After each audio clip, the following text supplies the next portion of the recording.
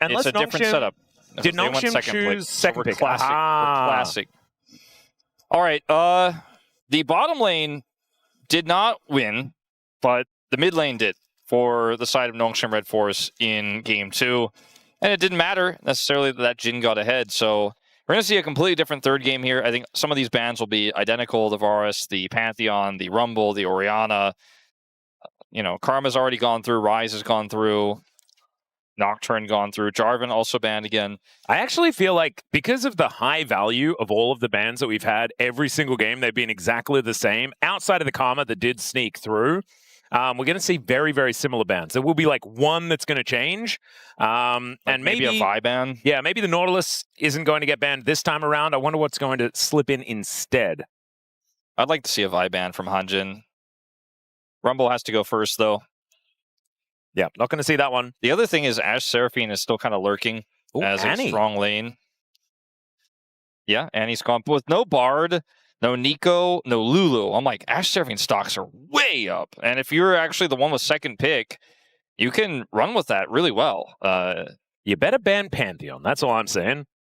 Because that is the last one that's up and available. I also thought that Nongshim had second pick, but that is not correct. Oh, right. So they actually chose first pick, so never mind. Yeah, I think it said second pick earlier, unless I'm crazy. But either way, they have first pick here as confirmed by this pick and ban. Vi first, but I think Ashe Seraphine will be the answer. Let's see what they can get with this. And they're probably staring down a Vi Ahri type situation. Yeah, probably. I would assume. It just seems too good of a lane to pass up here for Namgung and Teddy, especially because Namgung likes those types of lanes. All right. Taking their time, figuring out what they want to do here. But the Ashe Seraphine, I think, is kind of staring them in the face right now. There's just no great answer to this, right? I mean, what are they going to do? Zeri-Yuumi? Oh, God, maybe they do. I mean, it is Lehends. He does like himself some Yuumi. That is true. Maybe Lehends has the Elise special or pulls out the Blitzcrank or something crazy, but this lane feels so free. I think you do need to get the Seraphine here, though. They already locked the jungle. You can get your jungle on 3 or wait and see if you want to counterpick for Loki. I think they're discussing other elements of this draft right now, because for me, the Seraphine is a must-pick here. Oh, yeah. I think that that's probably what the discussion was about. It was more about what they were going to pick on 3. And so there is the Seraphine locked in. So Ahri, very strong here. And the Ahri can circumvent the Seraphine pretty easily. So I think that's almost a guaranteed pick. Going for the Ambessa as well, though, would give you so much dive power in this draft. It would lock up all of your top side of the map. Oh, okay. Ziggs. So Ziggs, just so they can dodge the lane. Instead of going for the Zeri-Yuumi, which is a lot more like, we need to kill you at level 6, otherwise we just continue to not do very much. And Ziggs follows up on Vi pretty well. Yeah. You does know, put them in a very weird position as far as what this draft is going to do later on. Though. What does Scout play? Because Scout, interestingly, you know, we've seen a lot of Mel responses to this lane, but maybe Scout just plays Mel mid lane. It's a lot of AP damage, though. I'll have to wait and see what the matchup is. This is great for casting. Yeah. Really good matchup here on the top side with this Gnar, and is great with Ashe Seraphine, is empowered by the Seraphine quite heavily. HANJIN and Coach Song look really happy with the setup thus far, as the Nautilus will be taken away. Makes a lot of sense. What are the bans going to be focused on here? Mid lane and jungle are what Brion are looking for. But whether it's going to be, I think focusing on the jungle would make some sense, but protecting your mid lane. Mel is, I think, strong here for both squads, actually. It's a lot of magic damage for Nongshim, but works really well here for the side of HANJIN Brion as well.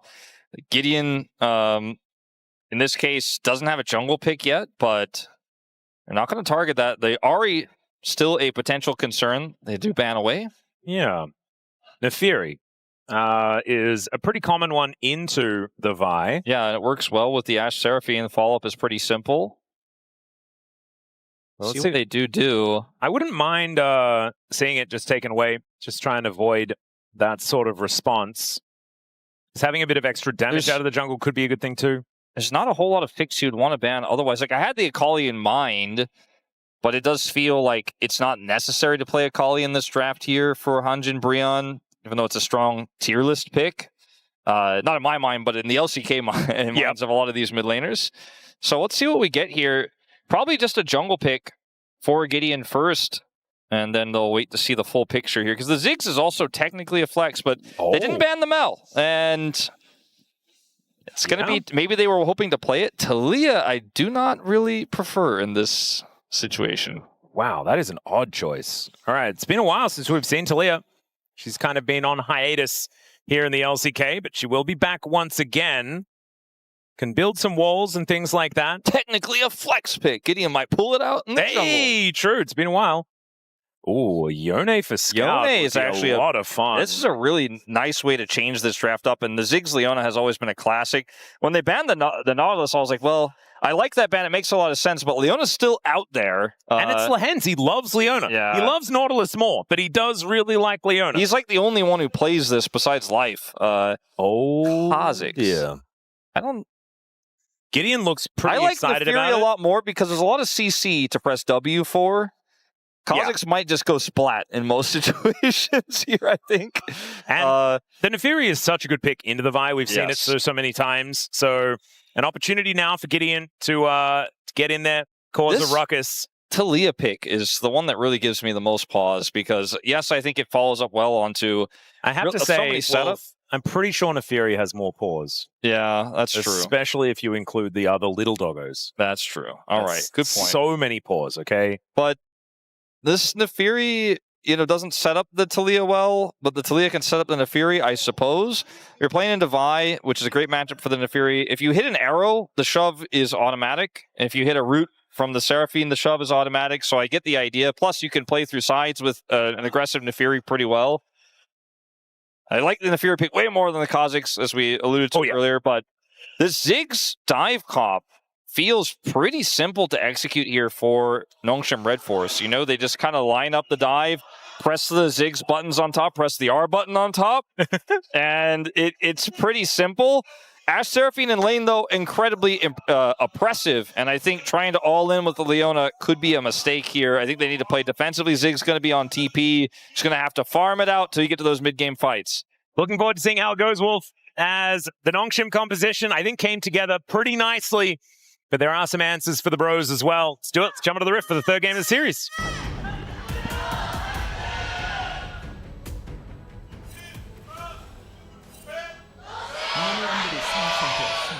Oh, Sponge, you got to toggle on your glasses. Toggle on your glasses. So important on that skin. Yeah. Still the best Vi skin. I know it was released with her, but still. Such a good skin. Big fan. We don't see enough of it. So much it's like either like Team Rocket Vi or one of the others, and I just don't like them nearly as much. Project Vi. Project Vi. I'm a Project Vi. Yeah, it's a pretty popular one as well. All right. The bros starting off this laning phase, and I have a feeling the bottom lane should be going just fine for Bro. I think they should be able to put on a fair bit of pressure down there, but I don't think Ziggs is going to care about it. That's going to be the big deal. How Taeyoon plays the lane, though, is going to be the big question. We don't have Orcs here today, so we won't be able to fully adjudicate how things are being played, but basically the thing you have to watch out for is how he is using his satchel. Yeah, well, I think it's time to make a term for aggressive satchels, right? I've been thinking about this for a little while because you're trying to essentially grab the enemy when you go for an aggressive satchel. Sometimes it's for damage, but you're looking to knock them back in. I like to call it personally a snatchel. Because you're trying to snatch them. Yeah. So if you snatchel when you should satchel, then you're in a little bit of a dangerous position in a Naafiri, Taliyah. Because if you satchel, you can't escapchel. No, exactly. Oh my God, we got both of them. Boom. Yeah, it's perfect. Defensive satchel is the term I've been using, but it's just not that. It's just not that quick to say. It's not catchy. Yeah, that's why we have to do a scapshel instead. Yeah. Which sounds like what a doctor would ask for, like when he's performing surgery, Pass me the scapshel. I think it really encapsulates the abilities and what they are the same ability, but the usages of the ability and what they're capable of. Some would even say it could ensatulate. Yes. But I don't think they would, because it's not a real word. Taeyoon is going to be able to land that cannon, and that was very satisfying. I was going to do another. Yeah, no, I thought about it too. I thought about it, but I thought better of it. I think that we've probably done enough. Yeah. It is, it's turning into a bit of a bro series that has gone the distance, ladies and gentlemen. Once we get a real Snatchel / Escaptual situation, that's when we'll bring it up. Yeah, we'll try to just hold off for now. That's a funny interaction. Yeah, that was a bit of excitement there. If you're Scout, it's maybe a little bit less funny. Loki is actually, I mean, I do kind of like the Taliyah pick into the Yone specifically. Yeah. Just because you can just force him through rocks over and over again. But I just don't like Taliyah as a champion right now. She does a lot of things, but none of them in a great way. Like, and she also can be not pick. a lot of damage. Yeah, she could be pick.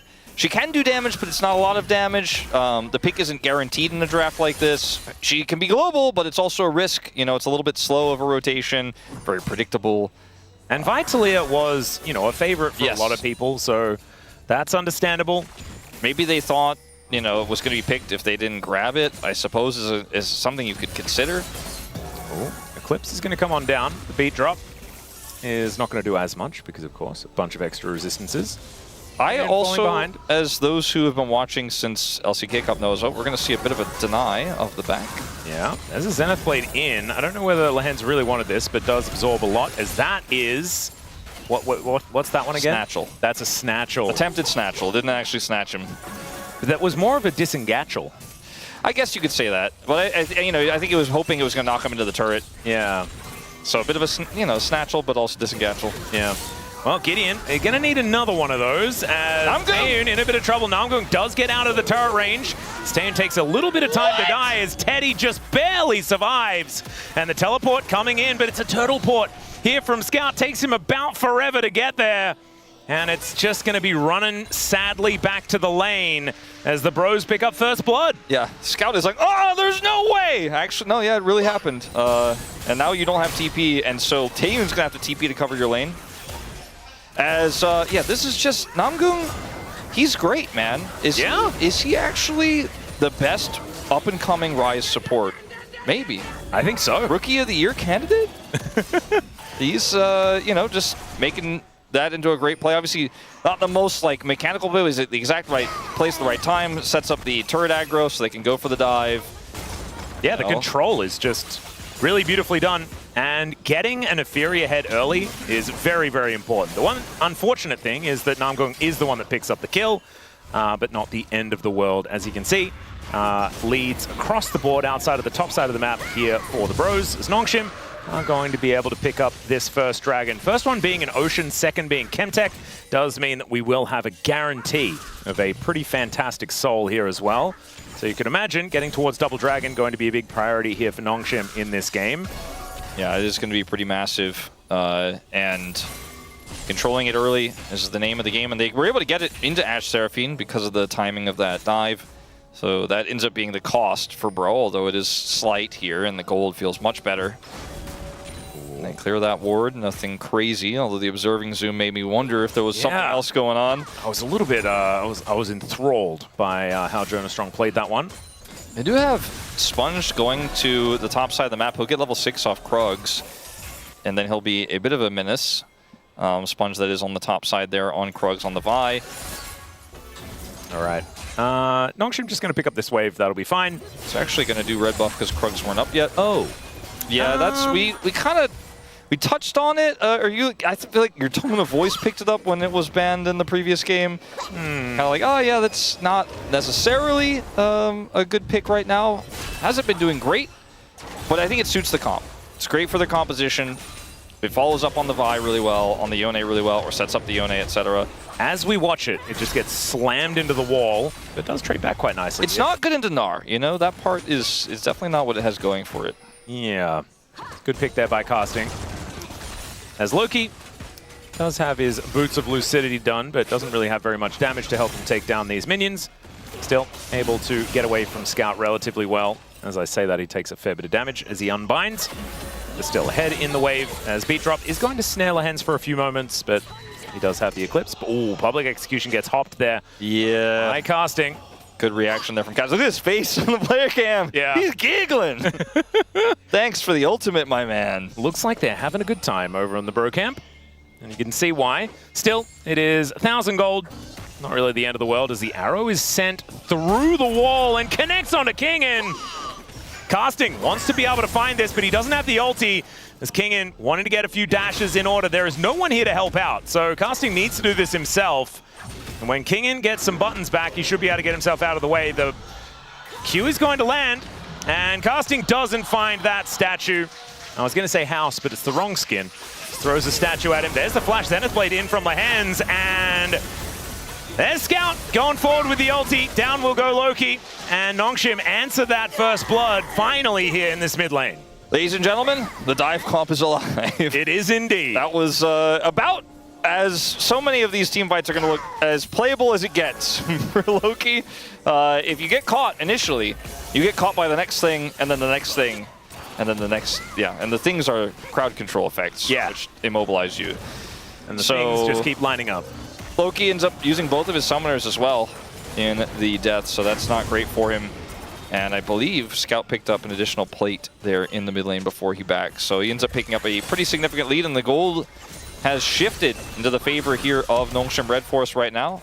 About dead even, but they had a lead for a moment, whereas it was about 1,000 gold the advantage for Bro just moments before. Yep.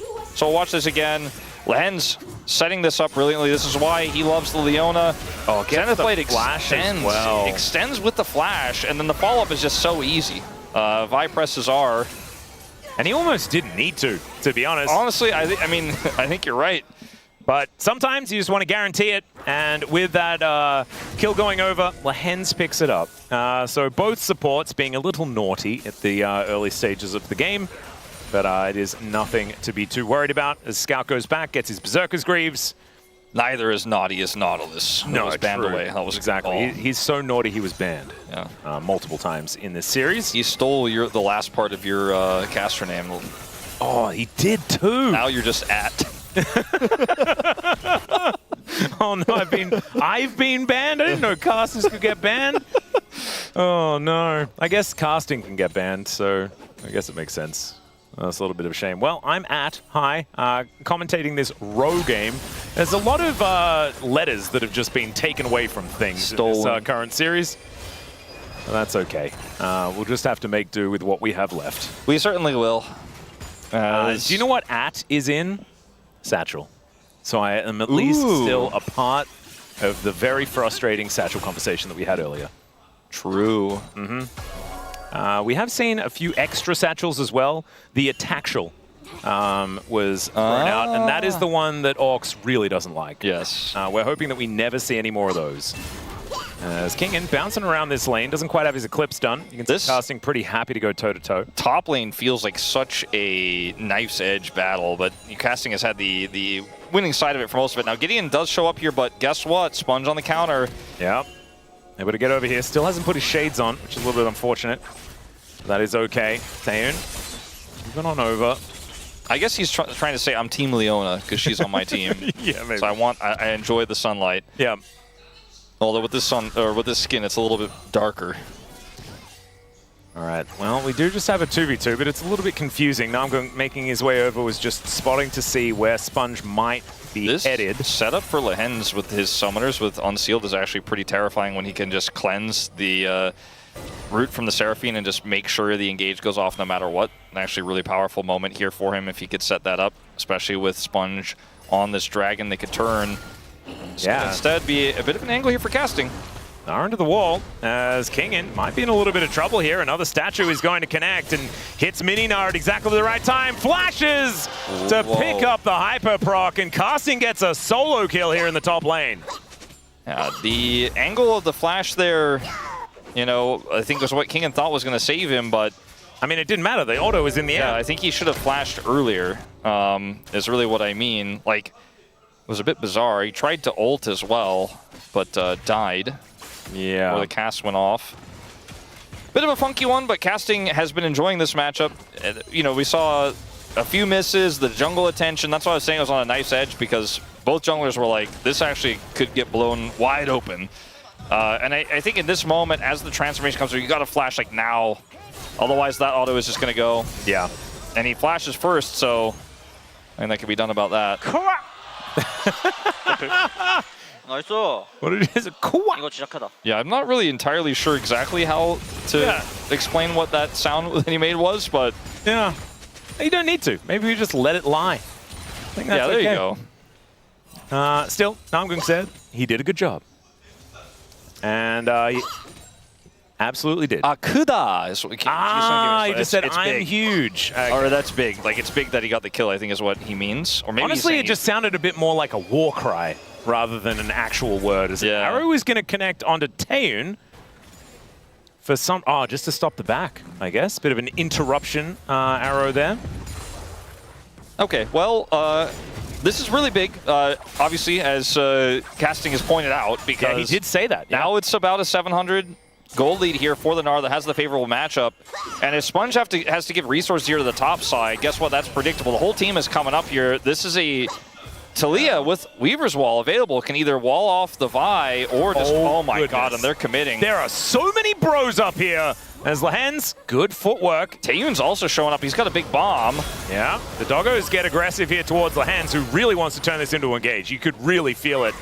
As Taeyoon over to the side, Mega Inferno Bomb in hand. The follow-up damage is just gigantic. Just do not solar flare the dogs. And also just don't start a fight without Scout. We learnt this in game number 1. Scout is moving to the bottom lane. Just let him build pressure and play it safe. Yeah. I say that to Lehends. Like, obviously, it's deaf ears, 100%, but still. Okay, here it is. Public execution comes down, and there's an encore. And Nongshim say, yes, we'd be happy to do that again. Press R together. And the three of them did, and Kingen was like, I don't miss these. Nope. Oh, Scout eats some rocks as there's the Fate sealed. Loki in a bit of trouble here as he flashes to get himself out of the way. The flash cube from Scout just to close the distance. As Gideon comes over, the flash ulti comes on forward, and the seismic shove is there. Loki gets the shutdown. Beautifully played and great save there from Gideon. You can see some unhappy Nongshim fans on that camera shot there with the near kill for the But Yone. then some very happy HANJIN BRION fans. That's right. Awesome Ro fans today. Yes. Or otherwise, Rion. Yes, indeed. There's no R in HANJIN, so I couldn't take it further. But yeah, press R, press R, press R. They did. Namgung's like, oh, I'm helping. Almost. And then here, it looked really good for Scout initially, because the wave is crashed, Loki can't get through. The timing, the ultimate here from Scout as well, perfect. Comes in, does a bunch of damage, and the Loki flashes here at the right moment as Lehends in live. He is going to be hit by an arrow and will die. Okay. Well, in the bro comp, it's like if the Teddy R button hits, press regular abilities together. As it is looking like Kingen will get that turret. Yeah, it looks like first brick should be going over to Nongshim here towards the bottom side in trade for Shelly. The bros certainly stamped their claim on that one by taking down Lehends. So there that goes, but the immediate answer is going to put Nongshim in the lead. 500 extra gold over their way. Teddy catches the wave in mid. And this is one of the things that the Nongshim composition is very good at, and that is playing side lanes. They have Yone and Ambessa for that, and then Ziggs to just endlessly clear waves as they're being shoved into the mid lane. So 1-3-1 is such a great strategy this time around. I actually kind of hope that they just hold on to their game plan from game 1 and do that this time. Do it a little bit better and don't opt in for fights, but definitely play for side lanes this time around. 30 seconds till this Mountain Dragon does spawn. It'll be Mountain Soul Point here for Nongshim if they do get it.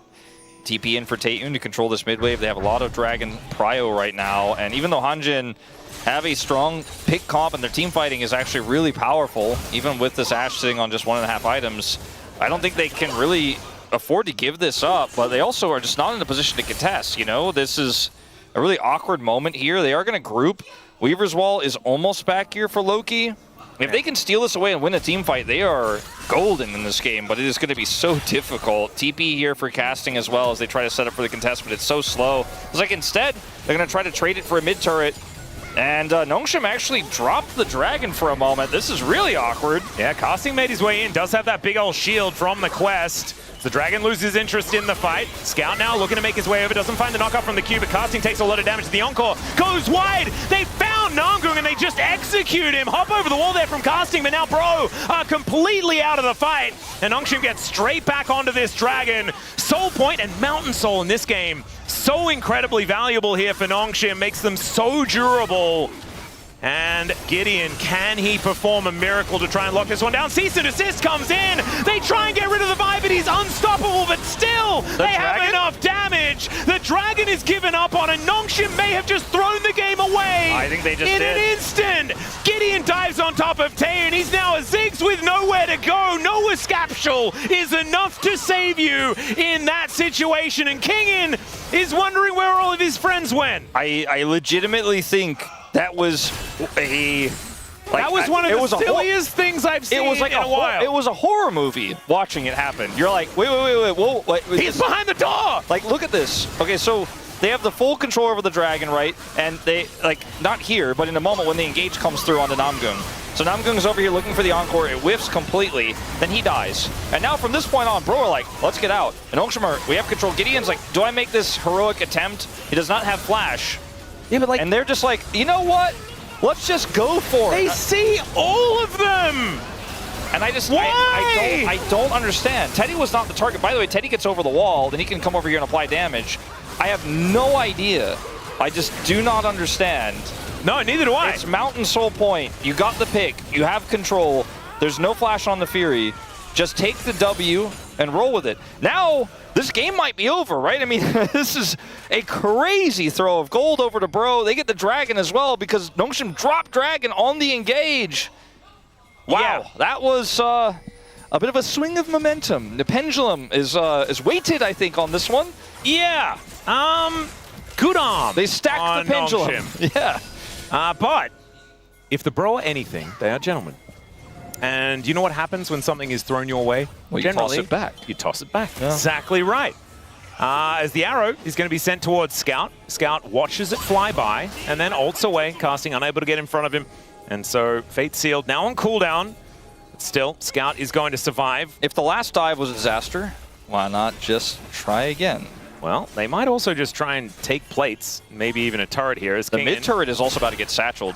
Yeah, the side laning and turret destruction is what they're looking for. Crystalline Overgrowth going to get eaten here, and there's the ult in from Gideon. Does get the knock up onto casting as he's looking to try and take down this Gnar, and pulls himself back. Scout, beautiful play there on the top side of the map. Huge Q3, there's the satchel. So they get 2 turrets, including an inner on this one, and end up getting the and this escape. Is what this comp's supposed to do, Wolf. Yeah. Actually, no, I did not get an inner there. I don't know. I thought they it was covered by the Taliyah. I was like, man, they got the inner down there. No, just both outers. Some plate gold there on the inner in the bottom lane. But yeah, this is exactly what you're saying. The comp is supposed to pick apart on the map Bro, and then Bro feel forced because it cannot answer the push to look for the pick on the Scout. He doesn't have to flash. He didn't have ultimate. I think that's why they were really excited about the notion of maybe we can get this Yone, as he's going to also get this turret. Does touch it to grab the gold. And so now the gold is completely even again. Yes. So like you said, you know, sometimes you toss it back. Although it's, I think, more of a map play than a Bro fail. They just were unlucky in that they could not make that topside dive work. Yeah, Bro just caught the fast ball and then just kind of rolled it back to them. They like grabbed it and they're like, oh, it hurts my hands. And dropped it. They're playing hot potato? Okay. You know when you catch a really fast ball, like, it can hurt a little bit. Yeah, that's true, that's true. A little painful. I don't actually know. I don't come from a baseball place. You know, it's pretty, it's hefty. Oh, cricket though, those balls real hard. So yeah, I understand. Okay, Lehends taking way too much damage. Solar Flare is going to connect onto Teddy, but even though it takes a while to kill him, the Leona has no friends. So Lehends will be taken down. All right, well, that's a significant pick here. Yeah, they went up, picked up the ball, and said, "I didn't throw it far enough. Here, have it again." Yes. All right, well, Lehends didn't have flash there. He decided to use his Solar Flare onto Teddy, I suppose, to make sure that they couldn't get chased down. Anyone else, you know, getting picked would have made it even worse. As we're going to see a potential pick on the casting now. Yeah. Press R together. Cease and desist does come in, and casting's very, very dead. Okay. Catching them in a side lane, absolutely. Something that Nongshim's comp does very, very well. Oh, dear. It's always the follow-up, isn't it? That's where Nongshim runs into trouble, as the map is very dark. Scout is not in too much trouble right now, though, as the Weaver's Wall does come on through. Lehends wants to try and save Taeyoon, but he uses the Escapsule quite nicely. Gideon throws out the ulti here. There's the flash, but Taeyoon, I think, is still going to die. Mega Inferno Bomb from the grave does a bit of work, but it's still not going to be enough, and another ulti comes forward. Really nice Vault Breaker from Sponge just to get Gideon out of there, but still, they're able to come on over and get a decent amount of damage towards his turret with the Crystalline Overgrowth. And the Bros now looking to get position around this Drake. It's going to be spawning in about 35. Kingen has teleport. His ultimate is coming back as well. Sponge, same story, so they got that pick. This game is super close. You know, when you look at the lead here for Teddy, feels familiar because of what we saw in the previous game. It's crazy the lead that Kingen has, though, because he had such a rough time in the early game, was bullied, and then the resources came through, and then suddenly he's like, I'm huge. I'm looking for a third item.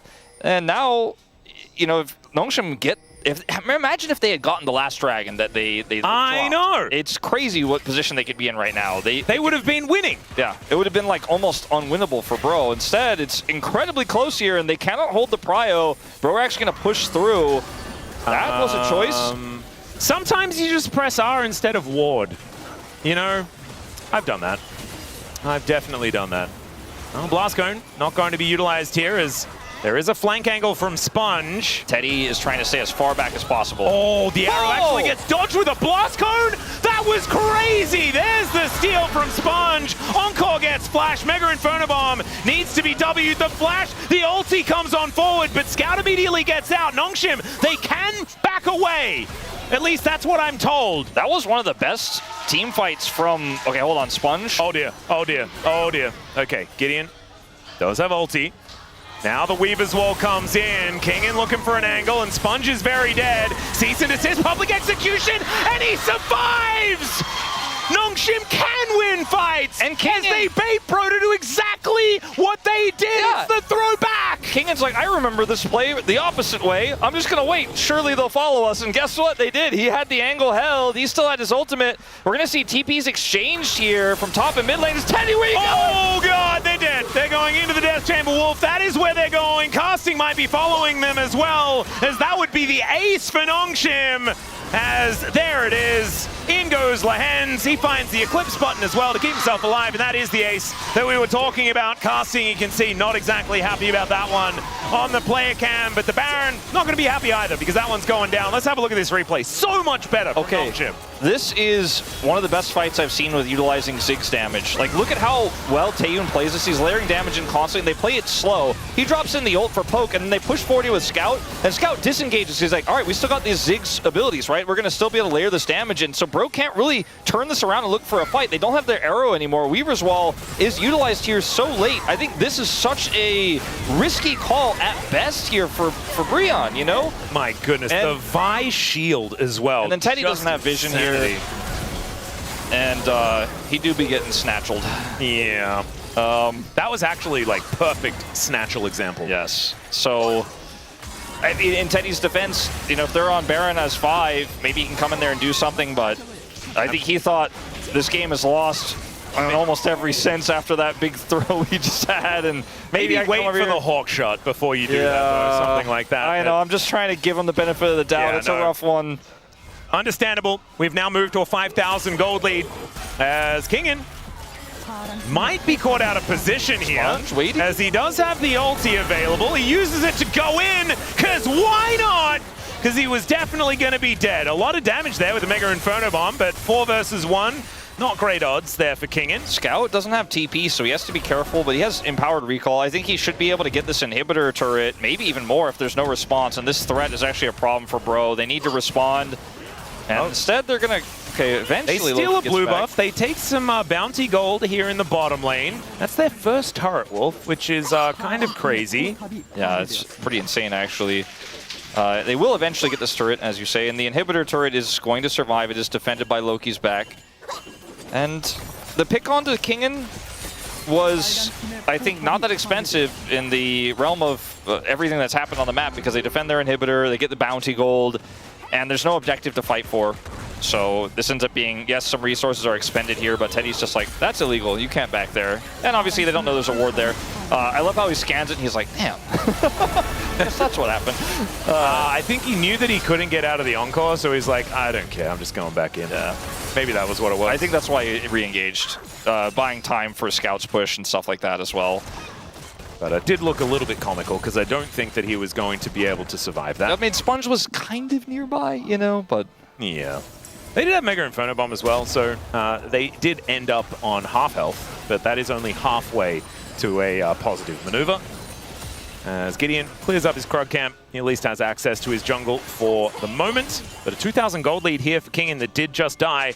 And everyone else is ahead outside of Gideon in the jungle, who does still have a bit of an advantage. I really thought, I mean, we started this game with casting Smirking. I really thought this was going to be like the casting Giga angle, where he was going to pop off in this game. He was going to be, you know, walloping people in big team fight setups. Sometimes you pop off, sometimes you pop.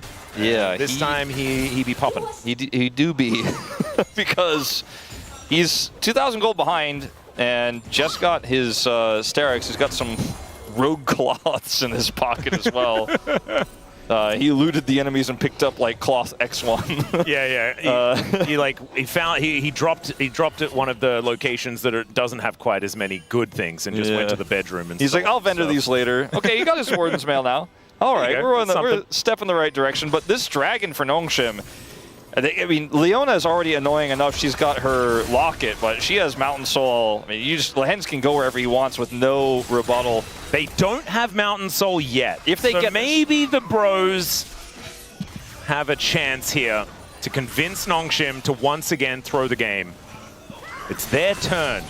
We have to say, just hold the dragon, Nongshim. Lehends, don't you dare! Gideon is down very, very low. This minefield actually doing so much work. Mario Inferno Bomb forces Gideon to bounce out of the way, and that means that they take this dragon. The way they've utilized this Ziggs pick has just been fantastic, as Nongshim are now looking for an angle with these brand new shields built up. The bros are now cornered. Weaver's Wall comes down. They're looking to try and close in onto Kingen, who just ulties to try and start the fight himself. Cease and desist into the backline from Sponge. Gets on top of Teddy, but Teddy's able to kite this one out. The GA is now procced, as the bros are actually kiting relatively effectively. Gideon now relatively low though, and Kingen looking to dive forward. There's the Zenith Blade, and that's going to allow the lockdown of casting once again. The Fate Seal comes out from Scout. He unbinds the soul to look for Teddy, and he will find him. Loki down as well, and now Gideon desperately trying to escape, and I don't think Sponge will allow him to, as he might be able to press W. Yes, he does. He calls the pack, and that might allow him to escape as the doggos tank up the turret shots, as that last one goes really, really far. The doggos were like,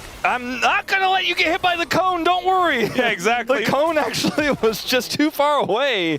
I think he's still dead, though. Yeah, Sponge is still going to get over. He will have another W, though. So there it is.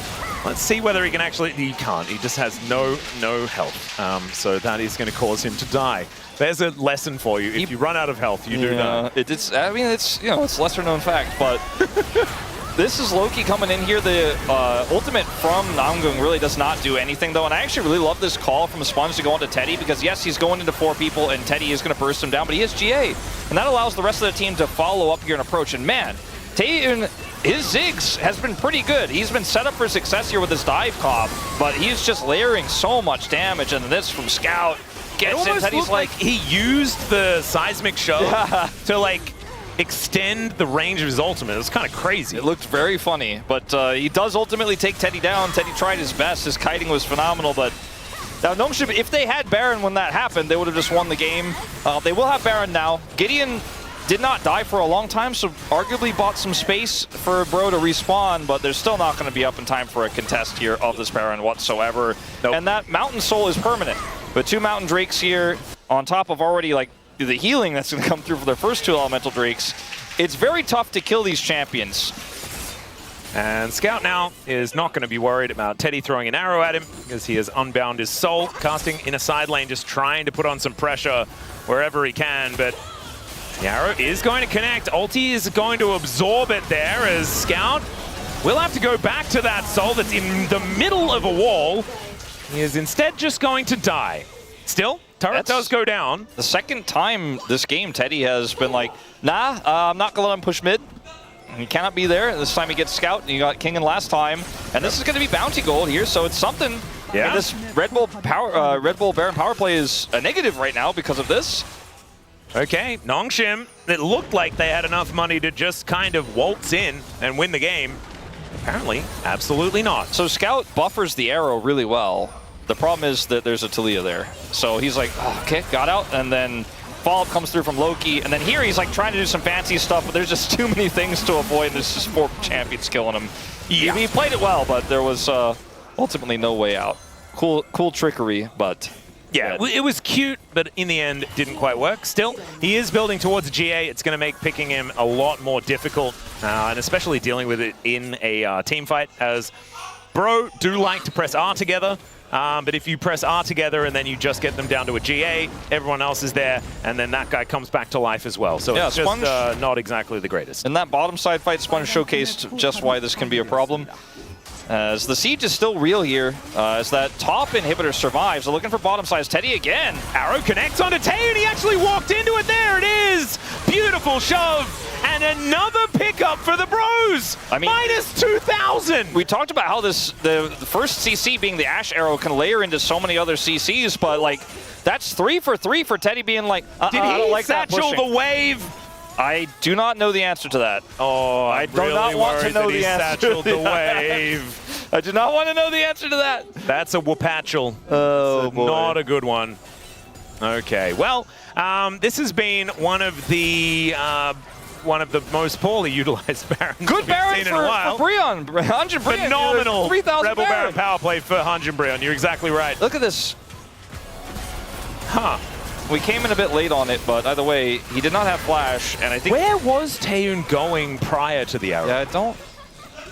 He just didn't use Satchel. It's hard to react to use Satchel there in that situation, but I think he kind of panicked. He has flash now. As Teddy, like, legitimately 1, 2, and 8 on this Ashe. He's 2,500 gold behind, but his impact has been felt. And the Nongshim crowd has been unhappy with how his arrows have been landing.